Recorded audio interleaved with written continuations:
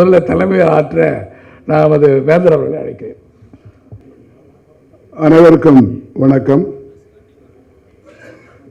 உலகத் தமிழர் பொருளாதார மாநாட்டுக்காக அதை பற்றி பேசுவதற்காக கூட்டப்பட்டிருக்கின்ற கூட்டத்தில் கலந்து கொண்டு உரையாற்ற இருக்கின்ற மாண்புமிகு அமைச்சர் திரு நாசர் அவர்களே, திரு பழனி பெரியசாமி அவர்களே, அமைப்பாளர் திரு VRS சம்பத் அவர்களே, வருகை தந்துள்ள பெரியோர்களே, தாய்மார்களே, பத்திரிகைத்துறை நண்பர்களே, அனைவருக்கும் வணக்கம். சம்பத் ஒரு ஒன் மேன் ஆர்மி, தொடர்ந்து இதை செய்து கொண்டே இருக்கிறார்கள். நானும் ஆண்டுதோறும் கலந்து கொள்ளுங்க. ஒரே வருஷம்தான் நான் மிஸ் பண்ணேன். இப்போ எத்தனை வருஷமான ஞாபகம் இல்லை. என்னை பொறுத்தவரையில் தமிழ்நாடு மட்டுமல்ல, இந்திய நாட்டிலேயே பொருளாதாரத்திற்கு ஒரு முக்கியத்துவம் தர வேண்டும் என்று நான் விரும்புகின்றேன். இப்பொழுது நாம் அரசியலுக்கு தருகின்ற முக்கியத்துவத்தை பொருளாதாரத்துக்கு தருவதில்லை. அரசியல் கட்சிகளும் அதை பற்றி கவலைப்படுவதில்லை. பொதுமக்களுக்கு பல பேருக்கு தெரியாது. நாமெல்லாம் அந்த சர்க்கஸ் பார்க்குறவங்க மாதிரி ஏதாவது தினம் சண்டை நடந்துகிட்டே இருக்கோம், பார்த்துட்டே இருப்போம். ஆனால் உலகம் முழுவதும் எப்படி முன்னேறி கொண்டிருக்கிறார்கள், நாம் ஏன் அப்படிப்பட்ட முன்னேற்றத்தை பெறவில்லை? வெறும் பொருளாதாரம் முன்னேறினால் போதாது, அது பொதுமக்களுக்கு சேர வேண்டும். நாம் வளர்ந்து கொண்டிருக்கிறோம். நாடாக பார்க்கும் பொழுது 7வது இடத்தில் இருந்தோம், இப்பொழுது 4வது இடத்துக்கு வந்திருப்பதாக கேள்விப்படுகிறோம். ஆனால் நாம் யாரை ஓவர்டேக் செய்து வருகிறோமோ அந்த நாட்டினுடைய மக்களுக்கு போகின்ற பெர் கேபிட்டா இன்கம், தனிநபர் வருமானம் என்ன என்று பார்த்தீர்களால் நமக்கு அவர்களுக்கும் பெரிய வித்தியாசம் இருக்கிறது. இந்த ஆண்டு நாம் ஜப்பானை தாண்டி 4வது இடத்துக்கு வந்துவிட்டதாக சொல்லுகிறார். ஜப்பானுடைய தனிநபர் வருமானம் $35,000. நாம் 2700-800 இருக்கிறோம். ஏன் இப்படிப்பட்ட நிலைமை? கல்வியிலே நாம் பின்தங்கி இருக்கிறோம், பொருளாதாரத்தில் பின்தங்கி இருக்கிறோம்.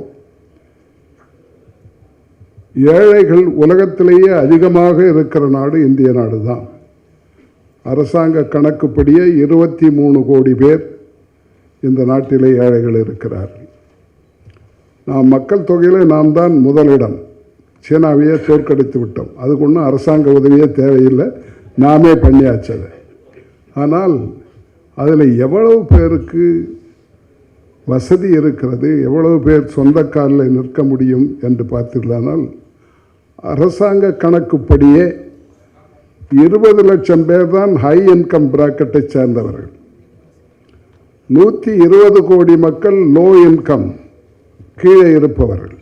மிச்சம் இருப்பவர்கள் middle class, upper middle class, lower middle class, இப்படி இருக்கிறார். ஆக இது எந்த காலத்தில் மாறப்போகிறது? இதை பற்றிய அறிவு மக்களுக்கு விழிப்புணர்ச்சியை ஏற்படுத்த வேண்டும் என்றால் ஒன்று கல்வியின் மூலம் செய்ய வேண்டும், இல்லையானால் அமைப்புகள் அதை செய்ய வேண்டும். அரசியல் கட்சிகளாக இருந்தாலும் வேறு அமைப்புகளாக இருந்தாலும் அதை பல பேர் செய்யவில்லை. நாம் அதை செய்ய வேண்டும் என்று விரும்புகின்றேன். வேர்ல்ட் தமிழ் எக்கனாமிக் ஃபவுண்டேஷன் மூலம் எல்லா பகுதிகளிலும் முடிஞ்சால் செய்வோம். தமிழ்நாட்டிலாவது அப்படிப்பட்ட ஒரு மாற்றத்தை கொண்டு வர வேண்டும். உங்களுக்கு தெரியும், HDIன்னு ஒன்று இருக்குது, ஹியூமன் டெவலப்மெண்ட் இண்டெக்ஸ். அது பொருளாதாரம், கல்வி, வாழ்நாள் எல்லாவற்றையும் சேர்த்து கொடுப்பது. அதில் நாம் 130வது இடத்துல இருக்கிறோம். நாம் யாரை ஓவர்டேக் சொன்னதாக செய்கிறோமோ ஜப்பான், அவர்கள் 26வது இடத்துல இருக்கிறார்.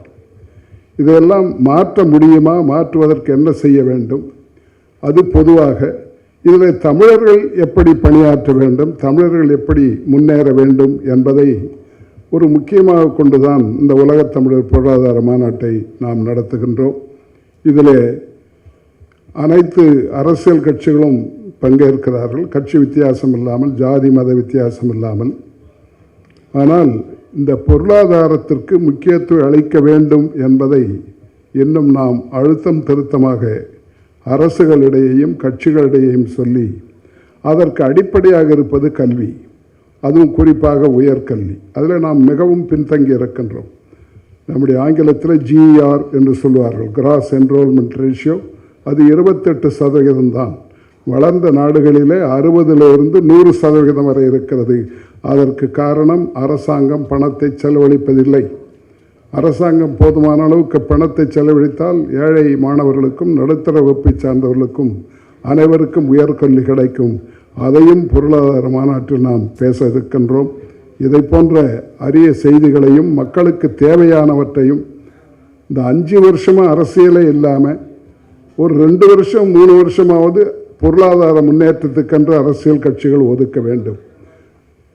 பொதுவாக குடியிருந்த மக்களாட்சியில் ஆளுங்கட்சி எதிர்க்கட்சியும் உட்கார்ந்து பேச வேண்டும். அது இந்த நாட்டில் நடப்பதாகவே தெரியவில்லை.